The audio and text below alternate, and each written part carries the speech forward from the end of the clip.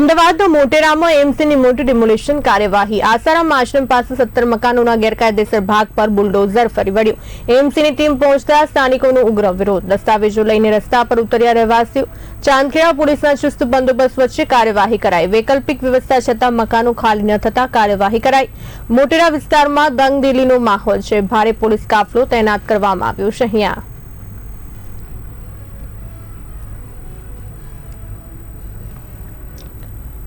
અમદાવાદના મોટેરામાં એમસી દ્વારા મોટી ડિમોલિશનની કાર્યવાહી।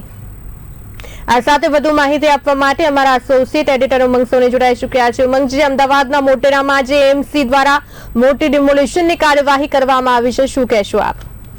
તમને જણાવી દઉં કે કોઈ પણ સરકાર દ્વારા જો ડિમોલિશનની કાર્યવાહી કરવામાં આવે એટલે સ્થાનિક લોકો મોટી સંખ્યામાં વિરોધ કરતા હોય છે। આજે જે મળતી માહિતી મુજબ અમદાવાદ મ્યુનિસિપલ કોર્પોરેશન દ્વારા મોટેરાથી જે આસારામ આશ્રમ છે તેની આજુબાજુ 17 જેટલા ગેરકાયદે મકાન છે તેને તોડવાની કામગીરી સવારથી શરૂ કરી છે। મોટી સંખ્યામાં પોલીસ કાફલો અને એએમસીના અધિકારીઓ ત્યાં પહોંચ્યા છે। માઇક દ્વારા જાહેરાત કરવામાં આવી છે કે જે મકાનો જે ગેરકાયદે તોડવા છે તેમને જાણ કરવામાં આવી છે। છતાં પણ હાલમાં જે માહિતી મળવા મુજબ ત્યાં ભારેલો અગ્નિ જેવો ત્યાં ઘણી માહોલ છે, કારણ કે જે મકાનો તોડવા આવ્યા છે, જે ડિમોલિશન કરવા સરકારી કર્મચારીઓ આવ્યા છે, એમની સામે સ્થાનિક લોકો રસ્તા પર બેસી ગયા છે અને ઘર્ષણ જેવા બનાવો બન્યા છે। બીજી તરફ એએમસીના અધિકારી અને પોલીસે સંયમ રાખીને આ કામગીરી કરી રહી છે। સ્થાનિક લોકોને એવું કહ્યું છે અમારી પાસે ત્યાં દસ્તાવેજ છે અને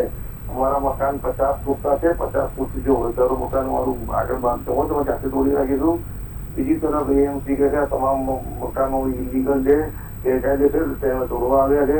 અત્યારે જે માહોલ છે તે ભારેલા અગ્નિ જેવો છે। એક બાજુ ગ્રામજનો બેસી ગયા છે રસ્તા વચ્ચે, એએમસી અધિકારીઓ પોલીસને જવા દેવા આવ્યા નથી। બીજી તરફ સરકાર પણ કડક નપાવી ચૂકી જો ગેરકાયદેસર મકાન હશે આસારામ બાપુની આજુબાજુ, આશ્રમની આજુબાજુ એ તોડી નાખવામાં આવશે। એટલે હાલમાં જે પરિસ્થિતિ છે તંગદિલ ભરી છે, તો પોલીસ સંયમથી કામ કરી રહી છે। આગળ શું થાય તે જોવાનું રહ્યું। જી ઉમંગજી, અમારી સાથે જોડાવા બદલ આપનો આભાર। અમદાવાદના મોટેરામાં એમસી દ્વારા મોટી ડિમોલિશનની કાર્યવાહી કરવામાં આવી રહી છે। આસારામ આશ્રમ પાસે 17 મકાનોના ગેરકાયદેસર ભાગ પર બુલડોઝર ફરી એમસીની ટીમ પહોંચતા સ્થાનિકોનો ઉગ્ર વિરોધ કર્યો છે।